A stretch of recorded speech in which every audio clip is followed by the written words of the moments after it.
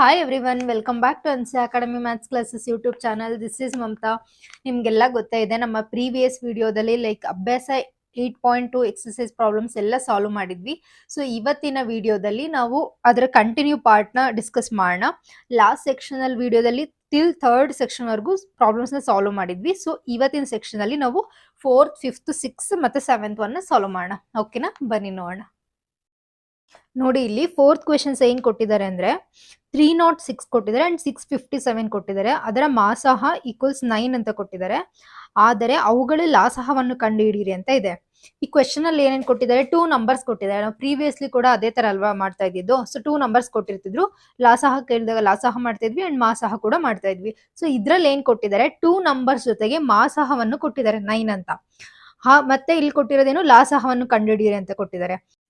ಆ ಎರಡು ನಂಬರ್ ನೀವು ಸೆಪರೇಟ್ ಆಗಿ ಬರ್ಕೊಂಡು ಸೊ ಫ್ಯಾಕ್ಟರೈಸೇಷನ್ಸ್ ಮಾಡ್ತಾ ಬಂದಾಗ ಲಾಸ್ಟಿಗೆ ಈ ತರ ನೋಡಿ. ಫಾರ್ ಎಕ್ಸಾಂಪಲ್, ಲಾಸ್ಟ್ ಟೈಮ್ ಹೇಗ್ ಮಾಡ್ತಾ ಇದ್ವಿ, ಇಲ್ಲಿ ಕೊಟ್ಟಿರೋ ನಂಬರ್ಸ್ ಏನು, ಇವಾಗ 306 ಅಲ್ವಾ. ಸೊ ಈ ತರ ಫ್ಯಾಕ್ಟರೈಸೇಷನ್ ಮಾಡ್ಕೊಂತ ಬರ್ತಾ ಇದ್ವಿ. ಇದ್ರಲ್ಲಿ ಬಂದ್ಬಿಟ್ಟು 657 ಇದರಲ್ಲಿ ಫ್ಯಾಕ್ಟರೈಸೇಷನ್ಸ್ ಮಾಡ್ಕೊಂತ ಬರ್ತಾ ಇದ್ವಿ. ಮಾಡ್ಬಿಟ್ಟು ಇದ್ರಲ್ಲಿ ಬಂದಿರತಕ್ಕಂಥ ನಂಬರ್ಸ್, ಇದ್ರಲ್ಲಿ ಬಂದಿರತಕ್ಕಂಥ ನಂಬರ್ಸ್ ನ ಬರ್ಕೊಂಡ್ಬಿಟ್ಟು ನಾವು LCM ಬರಿತಾ ಇದ್ವಿ. ಹೌದಾ. ಸೊ ಈ ಮೆಥಡ್ ಅಲ್ಲೂ ಕೂಡ ಈ ಪ್ರಾಬ್ಲಮ್ ನ ಸಾಲ್ವ್ ಮಾಡ್ಬೋದು. ಬಟ್ ಈ ಮೆಥಡ್ ಬಿಟ್ಬಿಟ್ಟು ಇನ್ನ ಈಸಿ ಮೆಥಡ್ ಯಾವುದು ಅಂತ ಅಂದ್ರೆ, ಲಾಸ್ಟ್ ಸೆಕ್ಷನ್ ಅಲ್ಲಿ ಕೂಡ ನಾವು ಡಿಸ್ಕಸ್ ಮಾಡಿದ್ವಿ. ಏನಂದ್ರೆ, ನಮಗೊಂದು ಫಾರ್ಮುಲಾ ಆಲ್ರೆಡಿ ಗೊತ್ತಿದೆ. ಏನ್ ಫಾರ್ಮುಲಾ ಅದು,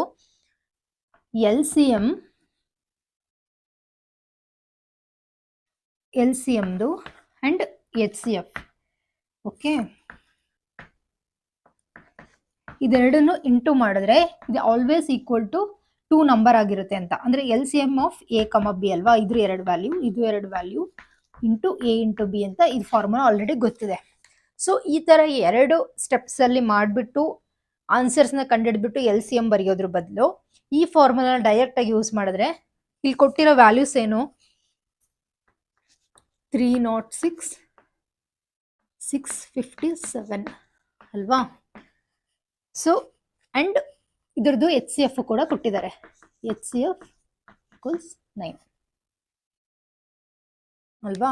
ಸೊ ಇದಿಷ್ಟು ನಂಬರ್ಸ್ ನೋಡಿದಾಗ, ಇದನ್ನ ನಂಬರ್ ನೋಡಿದಾಗ ನಿಮ್ಗೆ ಏನ್ ಅನ್ಸುತ್ತೆ, ಈ ಮೆಥಡ್ ಸ್ವಲ್ಪ ಕಷ್ಟ ಅಲ್ವಾ. ಕಷ್ಟ ಅನ್ನೋದಕ್ಕಿಂತ ಇದು ಟೈಮ್ ಟೇಕಿಂಗ್ ಮೆಥಡ್. ಸೊ ಇದ್ರ ಬದಲು ನಾವೇನ್ ಮಾಡ್ಬೋದು, ಆಲ್ರೆಡಿ ಫಾರ್ಮುಲಾ ಇರೋದ್ರಿಂದ, ಇಲ್ಲಿ ವ್ಯಾಲ್ಯೂಸ್ ಕೂಡ ಡೈರೆಕ್ಟ್ ಆಗಿ ಕೊಟ್ಟಿರೋದ್ರಿಂದ HCF ಗೆ 9 ಸಬ್ಸ್ಟಿಟ್ಯೂಟ್ ಮಾಡ್ಬೋದಾ ನಾವು ಇಲ್ಲಿಗೆ. ಆಮೇಲೆ ಇದು 2 ವ್ಯಾಲ್ಯೂ A ಇಂಟು B ಅಲ್ವಾ. ಸೊ ಇಲ್ಲಿಗೆ ಸಬ್ಸ್ಟಿಟ್ಯೂಟ್ ಮಾಡ್ಬೋದಾ. ಅಂದ್ರೆ ನಮಗೆ ಉಳಿದಿರೋದೇನು, ಇದು. ನಾವ್ ಯಾವುದೇ ಒಂದು ಫಾರ್ಮುಲಾ ಬರ್ಕೊಂಡಾಗ ಇದರಲ್ಲಿ ಒಂದು ಟರ್ಮ್ ನ ಕಂಡುಹಿಡಿಬೇಕು ಅಂದ್ರೆ ಉಳಿದಿರೋ ಎಲ್ಲಾ ಟರ್ಮ್ಸ್ ವ್ಯಾಲ್ಯೂಸ್ ಗೊತ್ತಿರಬೇಕು. ಆವಾಗ ಮಾತ್ರ ಗೊತ್ತಿಲ್ಲದೆ ಇರೋ ಒಂದು ಟರ್ಮ್ ವ್ಯಾಲ್ಯೂ ಕಂಡುಹಿಡಿಬಹುದು. ಇದರಲ್ಲಿ ಈ ಫಾರ್ಮುಲಾ ಸಬ್ಸ್ಟಿಟ್ಯೂಟ್ ಮಾಡಿದ್ರೆ ನಮಗೆ ಗೊತ್ತಿಲ್ಲದೆ ಇರೋ ಟರ್ಮ್ ಅದು LCM, ಅವ್ರು ಕೇಳಿರೋದೇ ಅದು LCM. ಸೊ ನಾವು ಈ ಫಾರ್ಮುಲಾ ಯೂಸ್ ಮಾಡ್ಕೊಂಡು ಈಸಿಯಾಗಿ ಮಾಡ್ಬೋದಾ. ಸೊ ಅದನ್ನ ಟ್ರೈ ಮಾಡೋಣ ಇವಾಗ, ಬನ್ನಿ ನೋಡೋಣ. ಸೊ ಫಾರ್ಮುಲಾ ಬಂದ್ಬಿಟ್ಟೇನು, LCM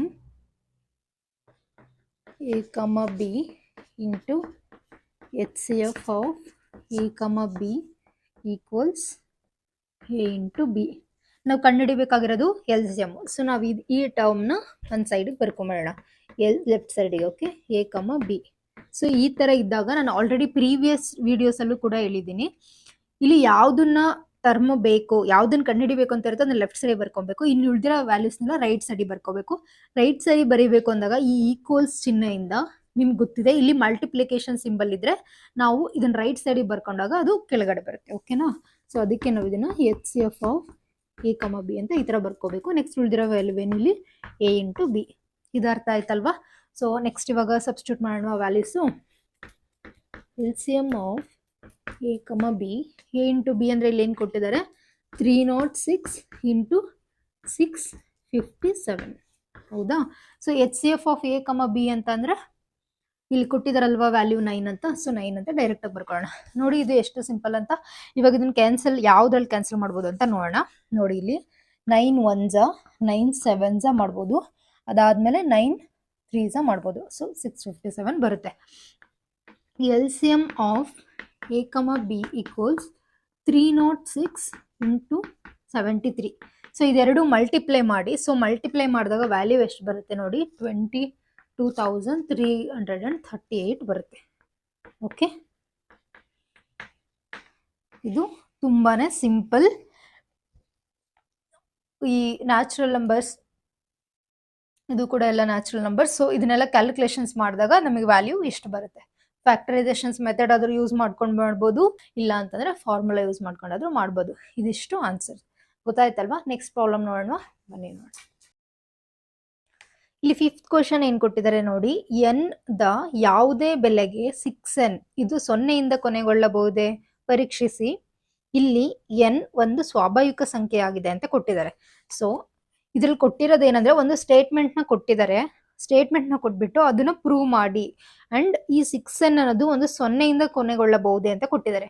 6n 0ಯಿಂದ ಕೊನೆಗೊಳ್ಳಬಹುದೇ ಅಂದ್ರೆ ಅರ್ಥ ಏನು? ಫಾರ್ ಎಕ್ಸಾಂಪಲ್ ಈಗ 6n ಅಂತ ಇದೆ, ಓಕೆನಾ? ಈ ಎನ್ ಅನ್ನೋದನ್ನು ಕೂಡ ಕ್ಲೂ ಕೊಟ್ಟಿದ್ದಾರೆ. ಎನ್ ಅನ್ನೋದು ಒಂದು ಸ್ವಾಭಾವಿಕ ಸಂಖ್ಯೆ ಆಗಿದೆ ಅಂತ. ಸ್ವಾಭಾವಿಕ ಸಂಖ್ಯೆ ಅಂದ್ರೆ ಏನು? ಲೈಕ್ ಇವಾಗ ಈ ಎನ್ ಟರ್ಮ್ಸ್ 1 2 3 4 5 ಏನಾದ್ರೂ ಆಗಿರ್ಬೋದು. ಓಕೆ, ಈ 6nಗೆ ನಾವು ಈ 1 2 3 4 ಏನಾದ್ರೂ ಸಬ್ಸ್ಟಿಟ್ಯೂಟ್ ಮಾಡಿದ್ರೆ, ಫಾರ್ ಎಕ್ಸಾಂಪಲ್ ಇದು 6, ಇದು 6 2 6 3 6 4 ಈ ತರ. ಓಕೆ, ಇದನ್ನ ಇದ್ರ ಆನ್ಸರ್ಸ್ ಎಷ್ಟು ಬರುತ್ತೆ? 6 ಬರುತ್ತೆ. ಇಲ್ಲಿ 6 ಅಂದ್ರೆ 36 ಬರುತ್ತಲ್ವಾ? 6 3 ಅಂತಂದ್ರೆ 6 ಇಂಟು 6 ಇಂಟು 6 ಮಾಡಿದಾಗ ಎಷ್ಟು ವ್ಯಾಲ್ಯೂ ಬರುತ್ತೆ ಅಂತ ಈ ತರ ಮಾಡ್ಕೊಂತ ಹೋದಾಗ ಯಾವ್ದಾದ್ರೂ ಒಂದು ವ್ಯಾಲ್ಯೂ ಲಾಸ್ಟಿಗೆ 0 ಬರುತ್ತಾ ಅಂತ ಕೇಳಿದ್ದಾರೆ. ನೀವು ಹಿಂಗ್ ನೋಡ್ತಾ ಹೋದ್ರೂ ಕೂಡ ನಿಮ್ಗೇನೆ ಗೊತ್ತಾಗುತ್ತೆ ಇಲ್ಲಿ 0 ಬರಲ್ಲ ಅಂತ. ಬಟ್ ನೀವು ಇದನ್ನ ಪ್ರೂವ್ ಮಾಡ್ಬೇಕು. ಹೇಗ್ ಮಾಡ್ತೀರಾ? ಫಾರ್ ಎಕ್ಸಾಂಪಲ್ ಈಗ 0ಯಿಂದ ಬರೋ ನಂಬರ್ ಒಂದು ಯಾವ್ದಿದೆ ಅಂತ ನೋಡ್ಕೊಳ್ಳೋಣ. ನೋಡ್ಕೊಂಡ್ಬಿಟ್ಟು ಎರಡರದು ಕಾಮನ್ ನೋಡಿದಾಗ ಫ್ಯಾಕ್ಟರೈಸೇಷನ್ ಸೇಮ್ ಇರಬೇಕು. ಅವಾಗ ಅದು 0ಯಿಂದ ಡಿವೈಡ್ ಆಗುತ್ತೆ ಅಂತ ಅರ್ಥ. ಅಂದ್ರೆ ಲಾಸ್ಟ್ ಒಂದು 0 ನಂಬರ್ ಬರುತ್ತೆ ಅಂತ ಅರ್ಥ. ಇನ್ ಕೇಸ್ ಈ ನಂಬರ್ ಅಲ್ಲಿ ಏನಾದ್ರೂ 0 ಬಂದಿಲ್ಲ ಅಂತ ಅಂದ್ರೆ ಇಲ್ಲ, ಇದು ಫ್ಯಾಕ್ಟರೈಸೇಷನ್ ಮೆಥಡ್ ಅಲ್ಲಿ ಈ ನಂಬರ್ಗೆ ಯಾವುದೇ 0 ಕೂಡ ಬರಲ್ಲ ಅಂತ ಅರ್ಥ. ಓಕೆ, ಸೊ ಫಸ್ಟ್ ನಾವ್ ಇವಾಗ ಏನ್ ಮಾಡೋಣ, ಇದಕ್ಕೆ ನಮ್ಗೆ ಇಲ್ಲಿ ನೋಡಿದಾಗ ಗೊತ್ತಾಯ್ತು ಬರಲ್ಲ ಅಂತ. ಬಟ್ ನಾವ್ ಇದನ್ನ ಪ್ರೂವ್ ಮಾಡ್ಬೇಕು ಫಾರ್ಮುಲಾ ವೈಸ್. ಸೊ ನಾವ್ ಇನ್ನೊಂದು ಏನ್ ಮಾಡ್ಬೋದು, 0ಯಿಂದ ಆಗಬಹುದೇ ಅಂತಂದ್ರೆ ಫಾರ್ ಎಕ್ಸಾಂಪಲ್ 10. ಫಸ್ಟ್ ಇವಾಗ ನೀವು 1 2 3 4 5 6 ಅಂತ ಬರ್ಕೊಂತ ಬಂದಾಗ 10 ಅಲ್ವಾ ಫಸ್ಟ್ ನಂಬರ್ ಬರೋದು. ಇನ್ ಲಾಸ್ಟ್ 0 ಬರೋಂತ ಯಾವ್ದಾದ್ರು ನಂಬರ್ ಬರ್ಕೋಬಹುದು ನೀವು. 20 ಅಥವಾ 50 100 ಯಾವ್ದಾದ್ರು ಒಂದು ನಂಬರ್ ಲಾಸ್ಟ್ 0 ಬರುತ್ತೆ ಇರೋದು. ಸೊ ಈ ನಂಬರ್ಸ್ ನೀವು ತಗೊಂಡಾಗ ಓಕೆ, ಇದು ಎಲ್ಲ 10 ಇಂದ ಡಿವೈಡ್ ಆಗುತ್ತೆ ಅಲ್ವಾ? ಸೊ ನಾವಿಲ್ಲಿ ಕಾಮನ್ ನಂಬರ್ 10 ಅಂತ ತಗೊಳ್ಳೋಣ. 6n ಅಂತ ಅಂದ್ರೆ 6ಗೆ ಫ್ಯಾಕ್ಟರೈಸೇಷನ್ಸ್ ನೋಡಿದಾಗ ನಮ್ಗೆ ಇಲ್ಲಿ ಏನ್ ಬರುತ್ತೆ? 2 3s 6 ಅಲ್ವಾ? Next 3 1s 3. ಈ 6ಗೆ ಫ್ಯಾಕ್ಟರೈಸೇಷನ್ಸ್ ಏನೇನ್ ಬಂದ್ವಿ ಇಲ್ಲಿ? 2 ಇಂಟು 3 ಇಂಟು 1 ಬಂತು. ಓಕೆ, ಅದೇ ಈ 10ಗೆ ಮಾಡಿದಾಗ 2 5s 10 ಬರುತ್ತಾ? ನೆಕ್ಸ್ಟ್ 5 1s 5 ಬರುತ್ತಾ? ಇಲ್ಲಿ 10 ಈಕ್ವಲ್ಸ್ 2 ಇಂಟು 5 ಇಂಟು 1 ಬಂತು. ಸೊ ನೋಡಿ ಇಲ್ಲಿ 2 ಇಂಟು 5 ಬಂದಿದೆ. ಅಂದ್ರೆ ಯಾವುದೇ ಒಂದು ಲಾಸ್ಟ್ 0 ಇರೋ ನಂಬರ್ ಅಂತ ಬೇಕು ಅಂತಂದ್ರೆ ಯಾವ ನಂಬರ್ ಬರೆದ್ರೂ ಕೂಡ ಇದು 10 ಇಂದ ಡಿವೈಡ್ ಆಗ್ಬೇಕು. ಸೊ 10 ಇಂದ ಡಿವೈಡ್ ಆಗ್ಬೇಕು. ಇಲ್ಲಿ 2 ಮತ್ತೆ 5 ಫ್ಯಾಕ್ಟರೈಸೇಷನ್ಸ್ ಬರಬೇಕು. ಸೊ ಈ ನಂಬರ್ ಡಿವೈಡ್ ಆಗುತ್ತೋ ಇಲ್ವಾ ಅಂತ ನೋಡೋದಕ್ಕೆ ಇಲ್ಲಿ ನೋಡಿ ಫ್ಯಾಕ್ಟರೈಸೇಷನ್ 2 ಇಂಟು 3 ಬಂದಿದೆ. ಸೊ ಇದಕ್ಕೆ 1 2 3 4 5 ಈ ತರ ಎಷ್ಟೇ ನಂಬರ್ ಸಬ್ಸ್ಟಿಟ್ಯೂಟ್ ಮಾಡಿದ್ರು ಕೂಡ ಲಾಸ್ಟ್ ವರ್ಗುನು ನಮಗೆ ಎಲ್ಲೂ ಕೂಡ 0 ಬರಲ್ಲ. ಏನಂತ ಬರೀಬಹುದು? ಇಲ್ಲೇನೋ ಕಾಮನ್ ಟರ್ಮ್ 2 ಇದೆ, ಬಟ್ ಇಲ್ಲಿ 5 ಅನ್ನೋದು ಕಾಮನ್ ಇಲ್ಲ ಅಲ್ವಾ? ಸೊ ಇದನ್ನೇನಂತ ಬರೀಬಹುದು ಅಂತಂದ್ರೆ 5 is not divisible by 6n. So 6n cannot be end with 0 ಅಂತ ಬರೀಬಹುದು. ಇದೆ ಅಲ್ವಾ ಅವ್ರು ಪ್ರೂವ್ ಮಾಡಕ್ ಕೊಟ್ಟಿರೋದು? ಅರ್ಥ ಆಯ್ತಲ್ವಾ? ತುಂಬಾನೇ ಸಿಂಪಲ್ ಆಗಿದೆ. ಜಸ್ಟ್ ನೀವು ಅಪ್ಲಿಕೇಶನ್ ಸೈಡ್ ಇದನ್ನ ಹೇಗೆ ಯೂಸ್ ಮಾಡಿದ್ರೆ ಅಂತ ಅರ್ಥ ಮಾಡ್ಕೊಂಡ್ರೆ ಮಾತ್ರ ಈ ತರ ಪ್ರಾಬ್ಲಮ್ಸ್ ಸಾಲ್ವ್ ಮಾಡೋದು. ಸಾಲ್ವ್ ಮಾಡೋ ಮೆಥಡ್ಸ್ ಎಲ್ಲ ಸಿಂಪಲ್ ಆಗೇ ಇರುತ್ತೆ, ಬಟ್ ಕ್ವೆಶನ್ ನೋಡಿದಾಗ ನಿಮ್ಗೆ ಸ್ವಲ್ಪ ಕಾಂಪ್ಲೆಕ್ಸಿಟಿ ಅನ್ಸುತ್ತೆ. ನೀವು ಅಪ್ಲಿಕೇಶನ್ ವೈಸ್ ಸ್ವಲ್ಪ ಥಿಂಕ್ ಮಾಡ್ಬಿಟ್ಟು ಅರ್ಥ ಮಾಡ್ಕೋಬೇಕು. ಸೊ ಇದೆಲ್ಲ ಅರ್ಥ ಆಗಿದೆ ಅಂತ ಅನ್ಕೊಂತೇನೆ. ನೆಕ್ಸ್ಟ್ ಪ್ರಾಬ್ಲಮ್ ನೋಡೋಣ.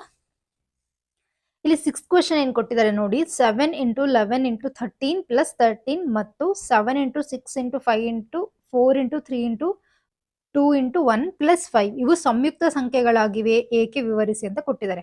ಸಂಯುಕ್ತ ಸಂಖ್ಯೆ ಅಂದ್ರೆ ಏನು ಅಂತ ನೀವು ಫಸ್ಟ್ ತಿಳ್ಕೊಬೇಕು. ಸಂಯುಕ್ತ ಸಂಖ್ಯೆ ಅಂದ್ರೆ ಇಟ್ಸ್ ಲೈಕ್ ಕಾಂಪೋಸಿಟ್ ನಂಬರ್ಸ್ ಅಂತ. ಫಾರ್ ಎಕ್ಸಾಂಪಲ್ ಯಾವ್ದಾದ್ರು ನಂಬರ್ ತಗೊಳ್ಳಿ. ಇವಾಗ ಕಾಂಪೋಸಿಟ್ ನಂಬರ್ಸ್ ಅಂದ್ರೆ ಇವಾಗ 4 ಎಕ್ಸಾಂಪಲ್ ನೋಡೋಣ. 2 2s 4 ಆಮೇಲೆ 2 1s 2. ಇಲ್ಲಿ 2 ಐಡೆಂಟಿಕಲ್ ನಂಬರ್ಸ್ ಅಂದ್ರೆ ಅದನ್ನ ಕಾಂಪೋಸಿಟ್ ನಂಬರ್ಸ್ ಅಂತ ಕರೀತಾರೆ.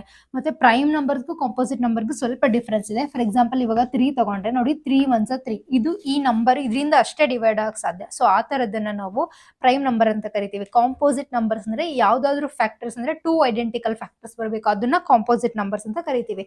ಸೊ ಇಲ್ಲಿ ಈ ಕ್ವೆಶನ್ ಅಲ್ಲಿ ಏನ್ ಮಾಡಿದ್ದಾರೆ, ಆಲ್ರೆಡಿ ನಂಬರ್ಸ್ ನ ಕೊಟ್ಟಿದ್ದಾರೆ, ಬಟ್ ಡೈರೆಕ್ಟ್ ಆಗಿ ಈ ತರ 4 6 7 ಆ ತರ ನಂಬರ್ಸ್ ನ ಕೊಟ್ಟಿಲ್ಲ. ಅವರು ಒಂದು ಈಕ್ವೇಶನ್ ಫಾರ್ಮ್ ಅಲ್ಲಿ ಕೊಟ್ಟಿದ್ದಾರೆ. ಸೊ ಅದನ್ನ ನಾವು ಸಿಂಪ್ಲಿಫೈ ಮಾಡ್ಕೊಂಡ್ಬಿಟ್ಟು ಲೇಟರ್ ಪಾರ್ಟ್ ಅಲ್ಲಿ ಇದು ಕಾಂಪೋಸಿಟ್ ನಂಬರ್ ಆಗುತ್ತಾ ಇಲ್ಲ ಅಂತ ನೋಡ್ಬೇಕು. ಓಕೆನಾ? ಸೊ ಬನ್ನಿ ನೋಡೋಣ.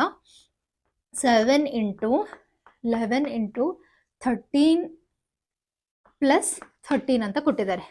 ಸೊ ಈ ನಂಬರ್ನ ನೀವು ಇನ್ ಕೇಸ್ ನೋಡಿ ಇಲ್ಲಿ ಮಲ್ಟಿಪ್ಲೈ ಮಾಡ್ಕೊಂಡ್ಬಿಟ್ಟು ಪ್ಲಸ್ ಮತ್ತೆ ಇದನ್ನ ಆ್ಯಡ್ ಮಾಡ್ಕೊಂಡ್ಬಿಟ್ಟು ಒಂದು ಹೋಲ್ ನಂಬರ್ ಬರುತ್ತೆ ಈ ತರ. ಅದನ್ನಾದ್ರೂ ಈ ತರ ಫ್ಯಾಕ್ಟರೈಸೇಷನ್ಸ್ ಮಾಡ್ಕೊಂಡು ಐಡೆಂಟಿಕಲ್ ಫ್ಯಾಕ್ಟರ್ಸ್ ಬರ್ತಿದೇನಾ ಇಲ್ಲ ಅಂತ ನೋಡ್ಬೋದು. ಒಂದ್ ಮೆಥಡ್. ಇನ್ನೊಂದು ಮೆಥಡ್ ಏನಂದ್ರೆ, ಇಲ್ಲಿ ಆಲ್ರೆಡಿ ನಾವು ಸ್ಪ್ಲಿಟ್ ಮಾಡಿ ಬರ್ದಿರೋದ್ರಿಂದ ದಿಸ್ ಇಸ್ ಈಸಿ. ಯಾವಾಗ್ಲೂ ಮ್ಯಾಥ್ಸ್ ಅಲ್ಲಿ ನಾವು ಹೋಲ್ ನಂಬರ್ನ ಈ ತರ ಡಿವೈಡ್ ಮಾಡ್ಕೊಂಡು ಸಿಂಪ್ಲಿಫೈ ಮಾಡ್ತಾ ಹೋದ್ರೆ ಈಸಿ. ಇಲ್ಲ ಆಲ್ರೆಡಿ ಈ ತರ ಡಿವೈಡ್ ಮಾಡಿರೋದ್ರಿಂದ ಮತ್ತೆ ಈ ತರ ಆಡ್ ಮಾಡಿ ಮಾಡೋಂಥ ಅವಶ್ಯಕತೆ ಇಲ್ಲ. ಬಟ್ ಇನ್ ಕೇಸ್ ಇದೇನಾದ್ರು ಕಷ್ಟ ಅನ್ಸಿದ್ರೆ ಮಾತ್ರ ಆ ತರ ಮಾಡಿ, ಇಲ್ಲ ಅಂದ್ರೆ ಇದನ್ನೇ ಸಿಂಪ್ಲಿಫೈ ಮಾಡೋದು ಹೇಗೆ ಅಂತ ಹೇಳ್ತೀನಿ ನೋಡಿ. ಇಲ್ಲಿ ಕಾಮನ್ ಆಗಿ ಯಾವ್ದು ಇದೆ ನಂಬರ್ 13 ಇದೆ ಅಲ್ವಾ. So common number 13 ತಗೊಂಬೇಡ. ಇಲ್ಲಿ ಕಾಮನ್ ನಂಬರ್ 13 ತಗೊಂಡ್ರೆ ನಮ್ಗೆ ಇಲ್ಲಿ ಎಷ್ಟು ಬರುತ್ತೆ ಆನ್ಸರ್ಸ್ ಅಂದ್ರೆ 7 ಇಂಟು 11 ಇಂಟು ಇಲ್ಲಿ 1 ಬರುತ್ತಲ್ವಾ, ಇಂಟು ಬರಲ್ಲ, ಇಲ್ಲಿ ಪ್ಲಸ್ ಇರೋದಲ್ವಾ. ಸೊ ಪ್ಲಸ್ 1 ಇದಿಷ್ಟು ಈ ತರನು ಬರ್ಕೋಬಹುದು ಈ ಈಕ್ವೇಶನ್ ನ. ಅದಾದ್ಮೇಲೆ 13 ಇಂಟು ಇಲ್ಲಿ 11 ಇಂಟು 7 ಮಾಡಿದ್ರೆ ಎಷ್ಟು ಬರುತ್ತೆ, 77 ಬರುತ್ತೆ. ಪ್ಲಸ್ 1 ಮಾಡಿದ್ರೆ 78 ಬರುತ್ತೆ. ಓಕೆ, ಈ 78 ಅನ್ನೋದು ಇಲ್ಲಿ ಇವಾಗ 13 ಇಂಟು ಇದೊಂದು ಐಡೆಂಟಿಕಲ್ ಇವಾಗ ಫ್ಯಾಕ್ಟರ್. ಈ 13 ಅನ್ನೋದು 13 ಇಂದ ಮಾತ್ರ ಡಿವೈಡ್ ಆಗೋದು. ಸೊ ಇಲ್ಲಿ ಒಂದು ಫ್ಯಾಕ್ಟರ್ ಬಂತು ನಮಗೆ. ಇನ್ನೊಂದು ಫ್ಯಾಕ್ಟರ್ 78. ಈ 78 ಇನ್ ಕೇಸ್ ಯಾವ್ದ್ರಿಂದ ಡಿವೈಡ್ ಆಗಿಲ್ಲ ಅಂದ್ರೆ ಡೈರೆಕ್ಟ್ ಆಗಿ ಬರ್ಕೋಬಹುದು. ಬಟ್ ಈ 78 ಅನ್ನೋದು ಇನ್ನ ಫ್ಯಾಕ್ಟರ್ಸ್ ಮಾಡ್ಬೋದು ನಾವು. ಸೊ ಇದನ್ನ ಸ್ಪ್ಲಿಟ್ ಮಾಡಿದ್ರೆ ಏನ್ ಬರುತ್ತೆ ನಮಗೆ ಇಲ್ಲಿ ನೋಡಿ, 78 ಇನ್ ಫ್ಯಾಕ್ಟರ್ಸ್ ನೋಡೋಣ. 2 3 6 ಬರುತ್ತೆ, 2 9 18 ಬರುತ್ತೆ. ಹೌದಾ? ನೆಕ್ಸ್ಟ್ 3 1 3 3 9 ಬರುತ್ತೆ. ನೆಕ್ಸ್ಟ್ 13 1 13. ಸೊ 2 3 13. 2 ಇಂಟು 3 ಇಂಟು 13 ಬರುತ್ತೆ. ಸೊ ಹೌದಲ್ವಾ, 2 into 3 into 13. So this is correct. ಇದಿಷ್ಟು ಬರುತ್ತೆ. ಇದರಲ್ಲಿ ನಾವು 2 ಐಡೆಂಟಿಕಲ್ ನಂಬರ್ಸ್ ಇದೆ, 2 ಇದೆ, 3 ಇದೆ ಅಂಡ್ 13 ಕೂಡ ಇದೆ. ಅಂದ್ರೆ ಮೋರ್ ದನ್ 2 ನಂಬರ್ಸ್ ನಮಗೆ ಐಡೆಂಟಿಕಲ್ ಫ್ಯಾಕ್ಟರ್ಸ್ ಇರೋದ್ರಿಂದ ನಾವು ಇದನ್ನ ಏನಂತ ಕರಿಬಹುದು, ಕಾಂಪೋಸಿಟ್ ನಂಬರ್ಸ್ ಅಂತ ಕರಿಬಹುದು. ಇದು ಕಾಂಪೋಸಿಟ್ ನಂಬರ್ ಆಗಿದೆ ಅಂತ ಅರ್ಥ. ಇಷ್ಟೇ ಆನ್ಸರ್. ಓಕೆ, ನೆಕ್ಸ್ಟ್ ಇದ್ರಲ್ಲೇನೆ ಇನ್ನೊಂದು ಈಕ್ವೇಶನ್ಸ್ ಕೂಡ ಕೊಟ್ಟಿದ್ದಾರೆ. ಆ ಈಕ್ವೇಶನ್ ನೋಡೋಣ. ಏನಿದೆ ಇಲ್ಲಿ 7 into 6 into 5 into 4 into 3 into 2 into 1 plus 5 ಅಂತ ಕೊಟ್ಟಿದ್ದಾರೆ. ಇದು ಸ್ವಲ್ಪ ಈಕ್ವೇಶನ್ಸ್ ತುಂಬ ಉದ್ದ ಇದೆ, ಹುಷಾರಾಗಿ ನೋಡ್ಕೊಂಡು ಬರ್ಕೋಬೇಕು. ನಂಬರ್ಸ್ ಬರಿಬೇಕಾದ್ರೆ ಮಿಸ್ ಆಗೋದು. ಸೊ ಇಲ್ಲಿ 5ನ ಕಾಮನ್ ತಗೊಂಡ್ರೆ ಇಲ್ಲಿ ನಮ್ಗೆ ಇನ್ನೇನು ಬಂತು, 7 into 6 into 1 into 4 into 3 into 2 into 1 plus 1. ಇದಿಷ್ಟು ನಂಬರ್ಸ್ ಬಂತು. ಸೊ ನಾವಿದನ್ನು ಇನ್ನು ಸಿಂಪ್ಲಿಫೈ ಮಾಡೋದಾದ್ರೆ ಇದೆಲ್ಲ ಯಾವ್ದಾವ್ದು ಮಲ್ಟಿಪ್ಲಿಕೇಶನ್ ಇದಲ್ವಾ, ಇದಿಷ್ಟು ಮಲ್ಟಿಪ್ಲೈ ಮಾಡಿಬಿಟ್ಟು ಇದನ್ನ ಪ್ಲಸ್ 1 ಆ್ಯಡ್ ಮಾಡೋಣ. ಸೊ ಇದಿಷ್ಟು ಮಲ್ಟಿಪ್ಲೈ ಮಾಡಿದ್ರೆ ನಮಗೆ 1008 ಬರುತ್ತೆ. ಮಲ್ಟಿಪ್ಲೈ ಮಾಡಿ ನೋಡಿಬೇಕಂದ್ರೆ. ಸೊ ನೆಕ್ಸ್ಟ್ ಪ್ಲಸ್ 1 ಬರುತ್ತೆ. ಇದನ್ನ ಪ್ಲಸ್ 1 ಬರ್ಕೊಂತೀವಲ್ವಾ. 5 ಇಂಟು 1008 ಪ್ಲಸ್ 1 ಮಾಡಿದಾಗ 1009 ಬರುತ್ತೆ. ಸೊ ನಾನು ಪ್ರೀವಿಯಸ್ ಪ್ರಾಬ್ಲಮ್ ಅಲ್ಲೂ ಕೂಡ ಹೇಳಿದೆ, ಇದು 5 ಅನ್ನೋದು ಆಲ್ರೆಡಿ ಪ್ರೈಮ್ ನಂಬರು. ಯಾಕಂದ್ರೆ ಇದು 5 ಅನ್ನೋದು 5 ಇಂದ ಮಾತ್ರ ಡಿವೈಡ್ ಆಗುತ್ತೆ. ಇದು ಆಲ್ರೆಡಿ ಫ್ಯಾಕ್ಟರ್ 5 ಇದು. ಇದು 1009ಗೆ ಇನ್ನ ಫ್ಯಾಕ್ಟರ್ಸ್ ಬಂದ್ರೆ, ಇನ್ ಕೇಸ್ ನೀವು ಲಾಸ್ಟ್ ಪ್ರಾಬ್ಲಮ್ ನೋಡ್ಬೋದು 78 ಈ ತರ ಮಾಡಿದ್ವಿ ನಾವು. ಏನಕ್ಕೆ ಅಂದ್ರೆ ಇದಕ್ಕಿನ್ನ ಫ್ಯಾಕ್ಟರ್ಸ್ ನಾವು ಸಿಂಪ್ಲಿಫೈ ಮಾಡ್ಬೋದು. ಬಟ್ ಈ 1009ಗೆ ಇದಕ್ಕೆ ಸಿಂಪ್ಲಿಫೈ ಮಾಡೋಕ್ಕಾಗಲ್ಲ, ಯಾಕಂದ್ರೆ ಈ ನಂಬರ್ ಇದರಿಂದ ಅಷ್ಟೇ ಡಿವೈಡ್ ಆಗೋದು. ಸೊ ನಾವು ಇದನ್ನ ಏನು ಬರಿಬೋದು, 1009. ಇಲ್ಲೂ ಕೂಡ ನಮಗೆ 2 ಐಡೆಂಟಿಕಲ್ ಫ್ಯಾಕ್ಟರ್ಸೇ ಬಂದ್ವು. ಹಾಗಾಗಿ ಇದು ಕಾಂಪೋಸಿಟ್ ನಂಬರ್ಸ್ ಅಂತ ಅರ್ಥ. ಓಕೆ, ಇದು ಅರ್ಥ ಆಗಿದೆ ಅಲ್ವಾ? ಇದು ತುಂಬಾನೇ ಸಿಂಪಲ್ಲು. ನೀವು ಕ್ವೆಶನ್ಸ್ ಓದ್ಬೇಕಾದ್ರೆ ನೀಟಾಗಿ ನೋಡ್ಕೊಬೇಕು. ಕ್ವೆಶನ್ ಅಲ್ಲಿ ಏನ್ ಕೊಟ್ಟಿದ್ದಾರೆ ಅಂತ. ಕೆಲವೊಂದ್ಸಲ ಕಾಂಪೋಸಿಟ್ ನಂಬರ್ನ ಪ್ರೂವ್ ಮಾಡಿ ಅಂತ ಕೊಟ್ಟಿರ್ತಾರೆ. ಸಮ್ಟೈಮ್ಸ್ ಜಸ್ಟ್ HCF LCM ಅಂತ ಕೊಟ್ಟಿರ್ತಾರೆ. ಸಮ್ಟೈಮ್ಸ್ ಬರೀ ಪ್ರೈಮ್ ಫ್ಯಾಕ್ಟರ್ಸ್ ನಂಬರ್ಸ್ನ ಸಿಂಪ್ಲಿಫೈ ಮಾಡಿ ನೋಡಿ ಅಂತ ಕೊಟ್ಟಿರ್ತಾರೆ. ಸೊ ಹಾಗಾಗಿ ನೀವು ಕ್ವೆಶನ್ಸ್ನ ನೀಟಾಗಿ ಅರ್ಥ ಮಾಡ್ಕೊಂಡು ಅದ್ರ ಪ್ರಕಾರ ಸಿಂಪ್ಲಿಫೈ ಮಾಡಬೇಕು. ಇಷ್ಟೇ ಇದು ಆನ್ಸರು. ಸೊ ಇದೆಲ್ಲ ಅರ್ಥ ಆಗಿದೆ ಅಂತ ಅನ್ಕೊಂತೀನಿ. ಲಾಸ್ಟ್ ಈ ಸೆಕ್ಷನ್ ಅಲ್ಲಿ ಇನ್ 1 ಪ್ರಾಬ್ಲಮ್ ಇದೆ, ಆ ಪ್ರಾಬ್ಲಮ್ನ ಸಾಲ್ವ್ ಮಾಡೋಣ. ಓಕೆನಾ, ಬನ್ನಿ ನೋಡೋಣ. ನೋಡಿ ಇಲ್ಲಿ 7th ಕ್ವೆಶನ್ ಏನಿದೆ ಅಂತ. ಇದು ನೋಡಕ್ ಸ್ವಲ್ಪ ಬಿಗ್ ಪ್ರಾಬ್ಲಮ್ ತರ ಕಾಣಿಸುತ್ತೆ, ಬಟ್ ಇದು ತುಂಬಾನೇ ಸಿಂಪಲ್ ಇದೆ. ಅಪ್ಲಿಕೇಶನ್ ಸೈಡ್ ಕ್ವೆಶನ್ ಇದು, ಅರ್ಥ ಮಾಡ್ಕೊಬೇಕಷ್ಟೇ. ಒಂದು ಕ್ರೀಡಾಂಗಣದ ಸುತ್ತಲೂ ವೃತ್ತಾಕಾರದ ಮಾರ್ಗವಿದೆ ಅಂತ ಕೊಟ್ಟಿದ್ದಾರೆ. ಫಾರ್ ಎಕ್ಸಾಂಪಲ್, ಒಂದು ಕ್ರೀಡಾಂಗಣ ಅಂದ್ರೆ ಹೇಗಿರುತ್ತೆ, ತರದ ವೃತ್ತಾಕಾರದ ಮಾರ್ಗವೇ ಇದೆ ಅಂತ ಕೊಟ್ಟಿದ್ದಾರೆ. ಓಕೆ, ಸೋನಿಯಾಳು ಆ ಕ್ರೀಡಾಂಗಣದ ಒಂದು ಸುತ್ತನ್ನು ಪೂರ್ಣಗೊಳಿಸಲು 18 ನಿಮಿಷ ತೆಗೆದುಕೊಂಡರೆ. ಫಾರ್ ಎಕ್ಸಾಂಪಲ್, ಸೋನಿಯಾ ಅಂತ ಅವ್ರಿಗೆ ಒಂದು ಎ ಅಂತ ತಗೊಳ್ಳೋಣ. ಅವರು ಒಂದು ಸುತ್ತನ ಕಂಪ್ಲೀಟ್ ಮಾಡಕ್ಕೆ ಎಷ್ಟು ತಗೊಂತಾರೆ ಅಂತ ಕೊಟ್ಟಿದ್ದಾರೆ, 18 ಮಿನಿಟ್ಸ್ ತಗೊಂತಾರೆ ಅಂತ ಕೊಟ್ಟಿದ್ದಾರೆ. ಓಕೆ, ರವಿಯು ಅದೇ ಸುತ್ತನ್ನು ಪೂರ್ಣಗೊಳಿಸಲು 12 ನಿಮಿಷಗಳನ್ನು ತೆಗೆದುಕೊಳ್ಳುತ್ತಾನೆ ಅಂತ ಕೊಟ್ಟಿದ್ದಾರೆ. ಇನ್ನೊಬ್ರು ರವಿನ ಫಾರ್ ಎಕ್ಸಾಂಪಲ್ ಬಿ ಅಂತ ತಗೊಳ್ಳೋಣ. ಓಕೆ, ಅವರು ಇದೇ ಸುತ್ತನ ಕಂಪ್ಲೀಟ್ ಮಾಡಕ್ಕೆ ಎಷ್ಟು ತಗೊಂಡ್ರು, 12 ಮಿನಿಟ್ಸ್ ತಗೊಂಡ್ರು ಅಂತ ಕೊಟ್ಟಿದ್ದಾರೆ. ಓಕೆ, ಒಂದೊಮ್ಮೆ ಅವರಿಬ್ಬರು ಒಂದೇ ಬಿಂದುವಿನಿಂದ ಏಕಕಾಲದಲ್ಲಿ ಆರಂಭಿಸಿ. ಫಾರ್ ಎಕ್ಸಾಂಪಲ್, ಇದು ಫಸ್ಟ್ 2 ಸ್ಟೇಟ್ಮೆಂಟ್ ಏನ್ ಕೊಟ್ಟಿದ್ದಾರೆ, ಫಸ್ಟ್ ಇವರು 1 ರೌಂಡ್ ಈ ಸರ್ಕಲ್ ಹಾಕೋದಕ್ಕೆ ಎಷ್ಟು ನಿಮಿಷ ತಗೊಂತಾರೆ, ನೆಕ್ಸ್ಟ್ ಇವರು 1 ರೌಂಡ್ ಹಾಕಿದ್ರೆ ಎಷ್ಟು ನಿಮಿಷ ತಗೊಂತಾರೆ ಅಂತ ಕೊಟ್ಟಿದ್ದಾರೆ. ನೆಕ್ಸ್ಟ್ ಪ್ರಾಬ್ಲಮ್ ಸ್ಟೇಟ್ಮೆಂಟ್ ಏನ್ ಕೊಡ್ತಿದ್ದಾರೆ, ಇವರಿಬ್ರು ಒಂದೇ ಸಲ ಇದೇ ಬಿಂದುವಿನಲ್ಲಿ ಸ್ಟಾರ್ಟ್ ಮಾಡ್ತಾರೆ ಅಂತ ಅನ್ಕೊಳ್ಳಿ. ಓಕೆ, ಏಕಮುಖವಾಗಿ ಚಲಿಸಿದರೆ ಅಂದ್ರೆ ಒಂದೇ ದಿಕ್ಕಿನಲ್ಲಿ, ಇದೇ ದಿಕ್ಕಿನಲ್ಲಿ ಇವರಿಬ್ರು ಚಲಿಸ್ತಾ ಇದ್ರೆ ಎಷ್ಟು ನಿಮಿಷಗಳ ನಂತರ ಅವರು ಪುನಃ ಆರಂಭಿಕ ಬಿಂದುವಿನಲ್ಲಿ ಸಂಧಿಸುತ್ತಾರೆ ಅಂತ ಕೊಟ್ಟಿದ್ದಾರೆ.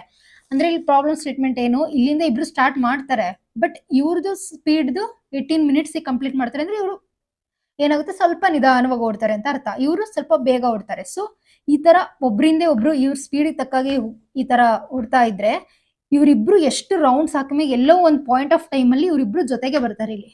ಹೌದಾ? ಸೊ ಹಾಗಾಗಿ ಇವ್ರು ಇಲ್ಲಿ ಏನ್ ಕ್ವಶನ್ ಕೊಟ್ಟಿದ್ದಾರೆ, ಎಷ್ಟು ನಿಮಿಷಗಳ ನಂತರ ಅವರು ಪುನಃ ಆರಂಭಿಕ ಬಿಂದುವಿನಲ್ಲಿ ಚಲಿಸುತ್ತಾರೆ. ನೆಕ್ಸ್ಟ್ ಇಲ್ಲಿ ಮೀಟ್ ಆಗ್ಬೇಕಂತಂದ್ರೆ ಎಷ್ಟು ರೌಂಡ್ಸ್ ಆದ್ಮೇಲೆ, ಎಷ್ಟು ಮಿನಿಟ್ಸ್ ಆದ್ಮೇಲೆ ಅವರು ಇಲ್ಲಿ ಮೀಟ್ ಆಗ್ತಾರೆ ಅಂತ ಕೊಟ್ಟಿದ್ದಾರೆ ಕ್ವಶನ್. ಇದಿಷ್ಟೇನೆ. ಇದು ನೋಡೋದಕ್ಕೆ ಈ ತರ ಕಾಣಿಸ್ತಿದೆ, ತುಂಬಾನೇ ಸಿಂಪಲ್. ಈಕ್ವೇಶನ್ ವೈಸ್ ಸಿಂಪ್ಲಿಫೈ ಮಾಡ್ಬಿಟ್ಟು ನೋಡೋಣ. ಓಕೆನಾ, ಬನ್ನಿ ನೋಡೋಣ.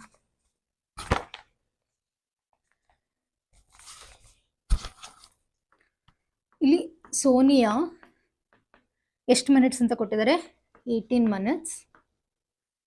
ಅದಾದ್ಮೇಲೆ ರವಿ ಎಷ್ಟು ಮಿನಿಟ್ಸು, 12 ಮಿನಿಟ್ಸ್. ಹೌದಾ? ಟು ಕಂಪ್ಲೀಟ್ 1 ರೌಂಡ್, ಇದು ಟು ಕಂಪ್ಲೀಟ್ 1 ರೌಂಡ್.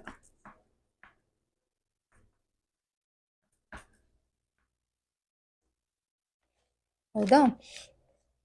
ಸೊ ಈ ತರ ಕೊಟ್ಟಾಗ ನೀವು LCMದು ಅಪ್ಲಿಕೇಶನ್ಸ್ ನೆನಪಿದೆ ಅಲ್ವಾ? ನೀವು ಅಪ್ಲಿಕೇಶನ್ LCM ಅಲ್ಲಿ ಹೆಂಗೆ ಅಂದ್ರೆ, ಒಂದು ಲೈಟ್ಸ್ದಾಗಿರ್ಬೋದು ಅಥವಾ ಒಂದು ಯಾವ್ದಾದ್ರು ಒಂದು ಕಂಪ್ಲೀಟ್ ಸರ್ಕಲ್ದು ಒಂದು ಬಿಂದುವಿಂದ ಕಂಡುಹಿಡಿಬೇಕು ಅಂತಂದ್ರೆ ಈ LCM ಫಾರ್ಮುಲಾನ ಯೂಸ್ ಮಾಡ್ತಾರೆ. ಸೊ ಇವೆರಡರದು LCM ತಗೊಂಡಾಗ ನಮಗೆ ಆನ್ಸರ್ ಗೊತ್ತಾಗುತ್ತೆ. 18 ಫ್ಯಾಕ್ಟರ್ಸ್ ಕಂಡುಹಿಡಿಯೋಣ. ಫಸ್ಟ್ 18 ಫ್ಯಾಕ್ಟರ್ಸ್ ಅಂದ್ರೆ ಎಷ್ಟು ಬರುತ್ತೆ, 2 9s ಬರುತ್ತಾ, ನೆಕ್ಸ್ಟ್ 3 3s 9 ಬರುತ್ತಾ, ನೆಕ್ಸ್ಟ್ 3 1s 3 ಬರುತ್ತೆ. ಸೊ 18 ಫ್ಯಾಕ್ಟರ್ ಬಂದ್ಬಿಟ್ಟು 2 ಇಂಟು 3 ಇಂಟು 3 ಇಂಟು 1 ಬರುತ್ತೆ. ಸೊ 12 ಫ್ಯಾಕ್ಟರ್ ನೋಡಿದಾಗ 2 6 12, next 2 3s 6, next 3 1s 2 into 2 into 3 into 1 ಬರುತ್ತೆ. ಸೊ 12 ಬಂದ್ಬಿಟ್ಟು 2 ಇಂಟು 2 ಇಂಟು 3 ಇಂಟು 1 ಬರುತ್ತೆ. ಸೊ ನಾವು ಇದ್ರದ್ದು LCM ಮಾಡಿದಾಗ ನಾನು ಹೇಳಿದೆ ಅಲ್ವಾ, HCFಗೆ LCMಗೂ ಕನ್ಫ್ಯೂಸ್ ಆಗಬೇಡಿ. ಹೈಯೆಸ್ಟ್ ಕಾಮನ್ ಫ್ಯಾಕ್ಟರ್ಗೆ HCF ಅಂತ ಕರೆಯೋದು. ಇಲ್ಲಿ LCM ಅಲ್ಲ, HCF ಅಲ್ಲ ಕೇಳಿರೋದು, LCM. ಸೊ LCMದು ಏನು ಮಾಡಬೇಕು, ಕಾಮನ್ ಫ್ಯಾಕ್ಟರ್ ಜೊತೆಗೆ ಉಳಿದಿರೋ ಟರ್ಮ್ಸ್ ಬರ್ಕೋಬೇಕು ಅಲ್ವಾ? ಸೊ ಇದು 3 ಕಾಮನ್ ಇದೆ, ಇದು 3 ಕಾಮನ್ ಇದೆ. ಇದನ್ನೇನು ಮಾಡ್ಬೋದು ಇವಾಗ, 2 ಇಂಟು 3 ಇಂಟು 3 ಇಂಟು 1. ಈ 2 ಮತ್ತು 3 ಈ ಲೈನಲ್ಲಿ ಆಲ್ರೆಡಿ ಬರ್ಕೊಂಡಿದ್ದೀವಲ್ವ. ಸೊ ಇನ್ನು ಉಳಿದಿರೋದೇನು, 2 ಇಂಟು 1. ಸೊ ಈ 1 ಬಿಟ್ಟರು ಕೂಡ ಎಷ್ಟು ಬರುತ್ತೆ ನಮಗೆ ಇಲ್ಲಿ, 2 ಇಂಟು 3 ಇಂಟು 3 ಇಂಟು 2.